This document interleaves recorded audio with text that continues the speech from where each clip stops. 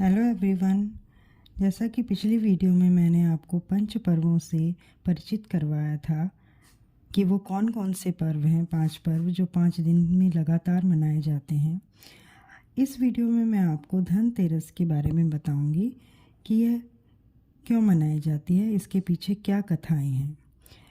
पहली कथा यह है कि दुर्वासा ऋषि ने स्वर्ग के राजा इंद्र को फूलों की माला भेंट की, लेकिन इंद्र ने माला अपने हाथी ऐरावत के गले में डाल दी। ऐरावत ने उसे पैरों से कुचल दिया। इससे क्रोधित दुर्वासा ने इंद्र को श्राप दिया कि तीनों लोग श्रीहीन यानी लक्ष्मीहीन हो जाएंगे। इसके बाद भगवान विष्णु के कहने पर देवताओं और दानवों ने समुद्र मंथन किया ताकि धरती पर फिर से समृद्धि आए। इससे 14 रत्न निकले। कार्तिक माह कृष्ण पक्ष की त्रयोदशी तिथि के दिन समुद्र मंथन से भगवान धन्वंतरी हाथ में अमृत कलश लिए निकले। धन्वंतरी अमरत्व यानी आरोग्य के देवता हैं। ये हाथ में पात्र यानी बर्तन लेकर समुद्र मंथन से निकले थे। इसलिए इस दिन बर्तन खरीदने की परंपरा समय के साथ जुड़ गई। लोक मान्यता के अनुसार यह भी कहा जाता है कि इस दिन वस्तु खरीदने से उसमें 13 गुना वृद्धि होती है। इस अवसर पर लोग धनिया के बीज खरीदकर भी घर में रखते हैं। दीपावली के बाद इन बीजों को लोग अपने बगीचे या खेत में बोते हैं। धनतेरस के दिन चांदी खरीदने की भी प्रथा है। इसके पीछे यह कारण माना जाता है कि चांदी चंद्रमा का प्रतीक है, जो शीतलता प्रदान करता है और मन में संतोष रूपी धन की स्थापना करता है।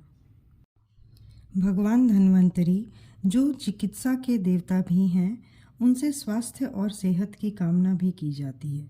इसी दिन दीपावली की रात लक्ष्मी गणेश की पूजा हेतु मूर्ति भी खरीदी जाती है। धनतेरस की शाम घर के बाहर मुख्य द्वार पर या आंगन में दीप जलाने की प्रथा भी है। इस प्रथा के पीछे एक लोक कथा है। कथा के अनुसार किसी समय में एक राजा थे जिनका नाम हेम था। देव कृपा से उन्हें पुत्र रत्न की प्राप्ति हुई। ज्योतिषियों ने जब बालक की कुंडली बनाई तो पता चला कि बालक का विवाह जिस दिन होगा उसके ठीक 4 दिन बाद वह मृत्यु को प्राप्त होगा। राजा इस बात को जानकर बहुत दुखी हुए और राजकुमार को ऐसी जगह पर भेज दिया जहाँ किसी स्त्री की परछाई भी ना पड़े। देवयोग से एक दिन एक राजकुमारी उधर से गुजरी और दोनों एक दूसरे को देखकर मोहित हो गए और उन्होंने गंधर्व विवाह कर लिया। विवाह के पश्चात विधि का विधान सामने आया और विवाह के 4 दिन बाद यमदूत उस राजकुमार के प्राण लेने आ पहुँचे। जब यमदूत राजकुमार के प्राण ले जा रहे थे, उस वक्त नवविवाहिता का विलाप सुनकर उनका हृदय भी द्रवित हो गया, परंतु विधि के अनुसार उन्हें अपना कार्य करना पड़ा।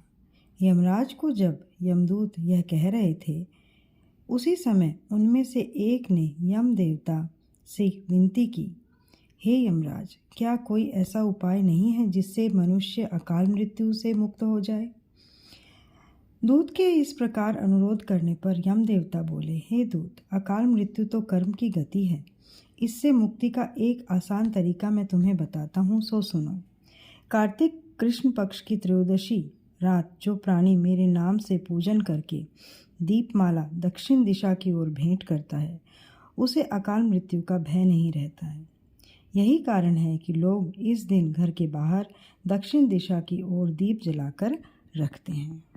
इसलिए धनतेरस को यम द्वितीया के नाम से भी जाना जाता है।